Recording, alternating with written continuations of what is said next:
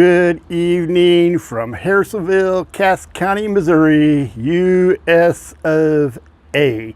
And as promised, this is the next video on the Aquaponics Project 2019. And I am videoing this, or I guess I'm filming this video would be more appropriate.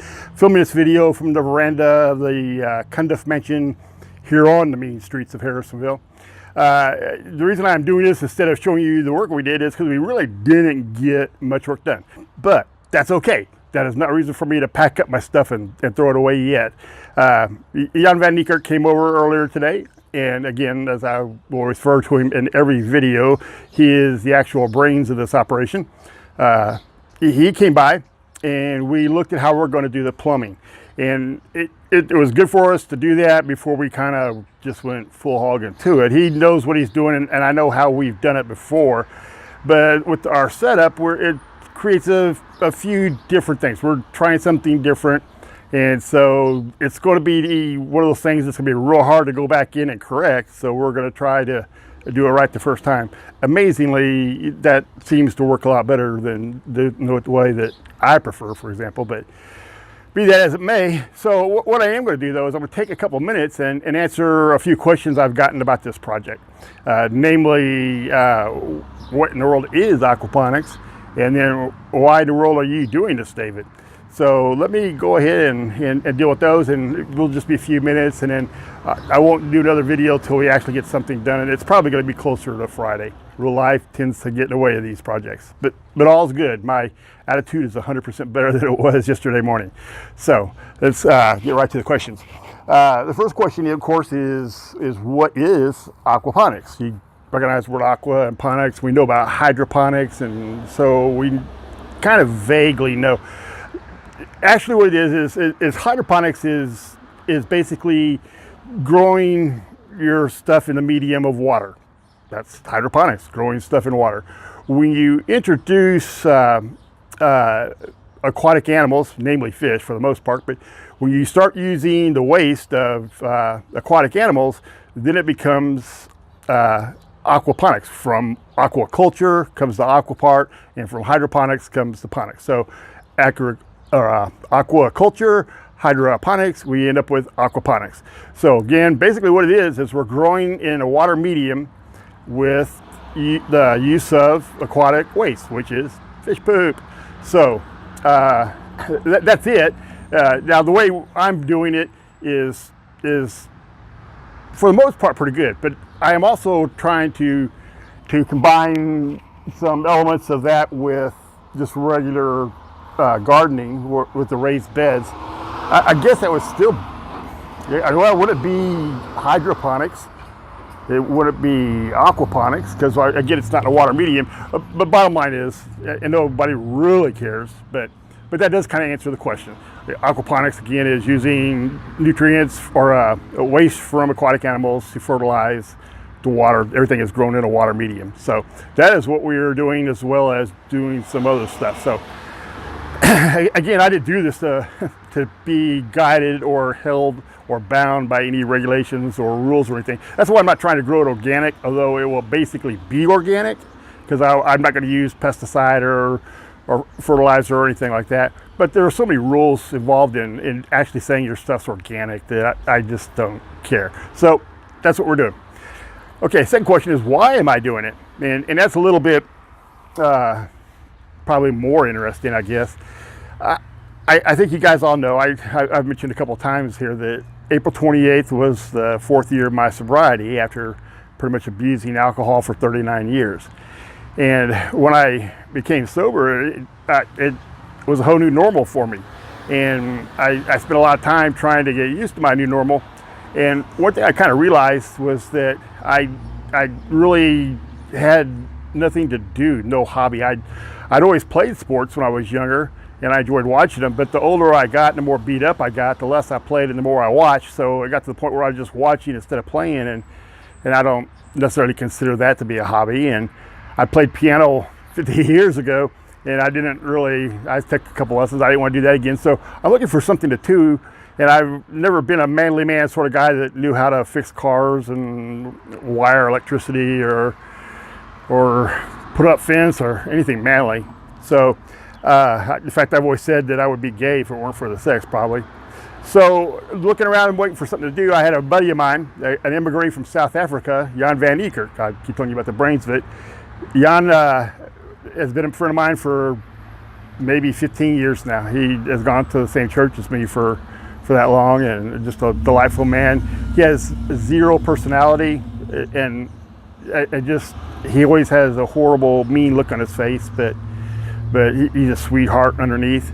And because he looks so mean, I don't mind just saying bad things to him, because I figure if he looks mean like that at me, you know, you just got to be.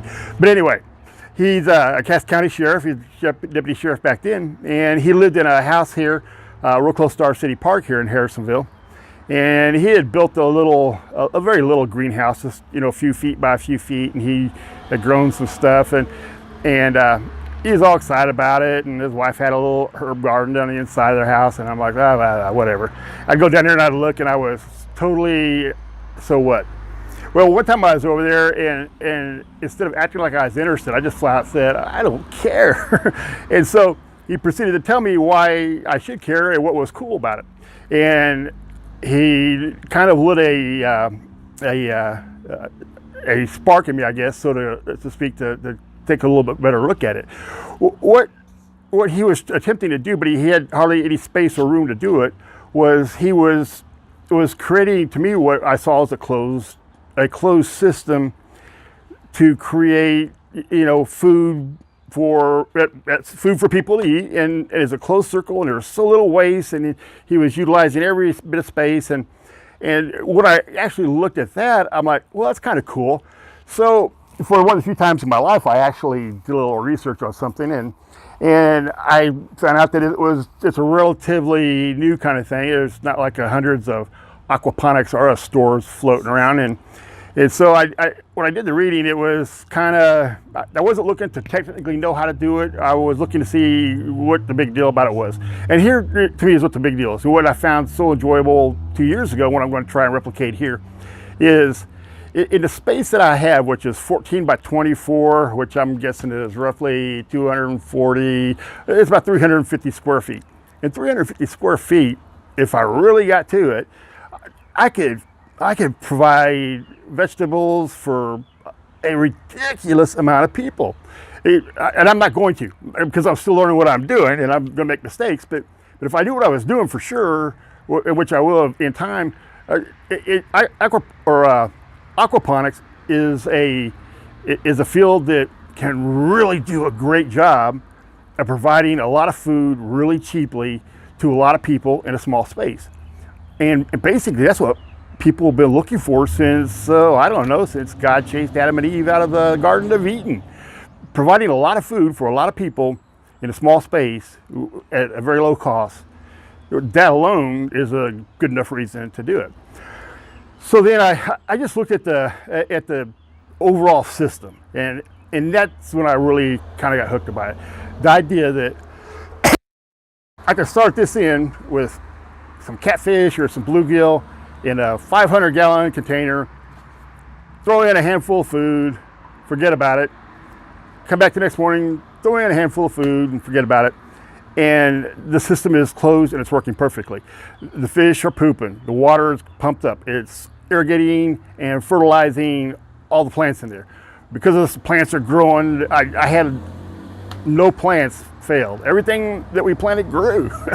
and then that water comes back, and like I said, I will have no hesitation drinking some of that water. By the time it gets back to the fish poop's gone, nutrients are gone, it's just regular water.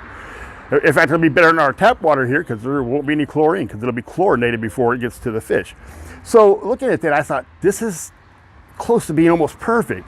And again, if I had planted food that they were planted a plant that the fish would eat, I could have an entire system in there where I am bringing nothing into it except a little bit of water. And if I went all the way around and I took every precaution, I could probably get down to the point where I would have no leakage.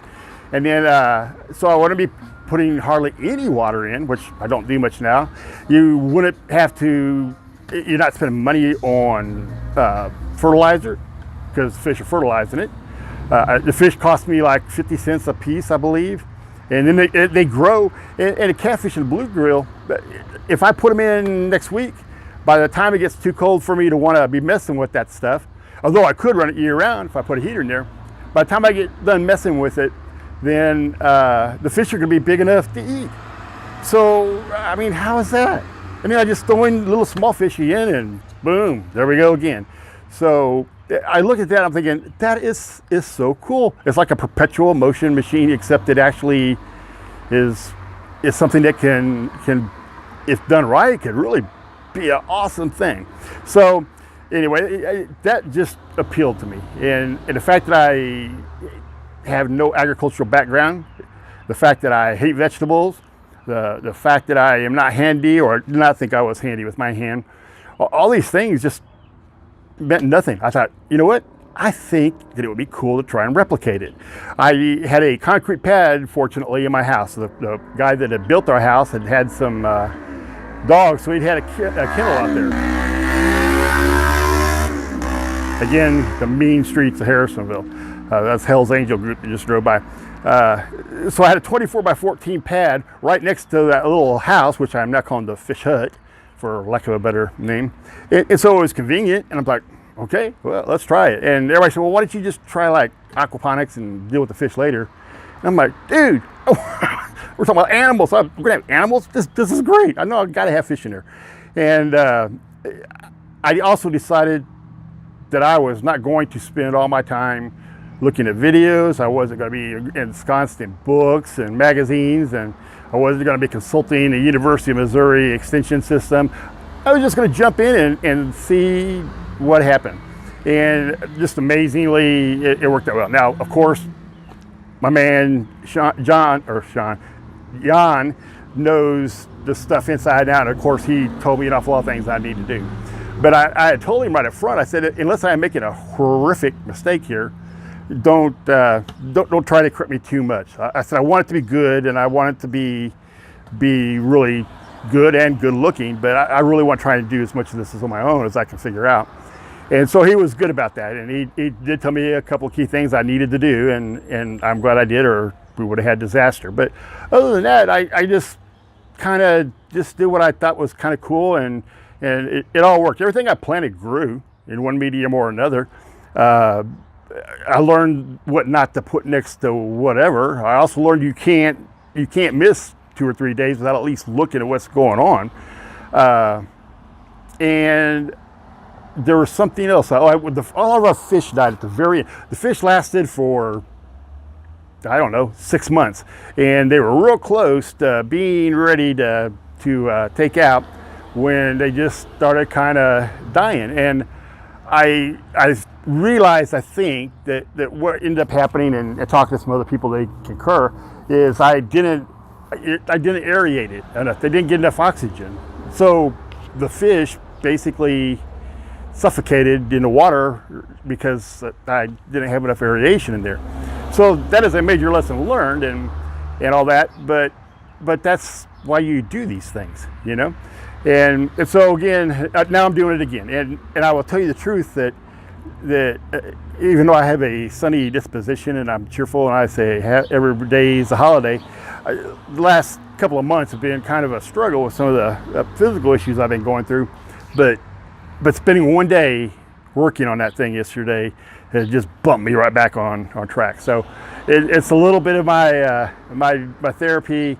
And it's also just a very rewarding, cool thing. This year, I hope to learn enough that next year I can just make a huge harvest and give it to people that really need it. Like I said, one thing I'll ever eat is the fruit we grow, and I don't know what Kathy doesn't eat. So there's just 2 of us, but I hope to make enough to provide for several families. So we'll see how it goes. So it's just been a real long video, and it's just me talking, which is just a courting disaster on so many levels.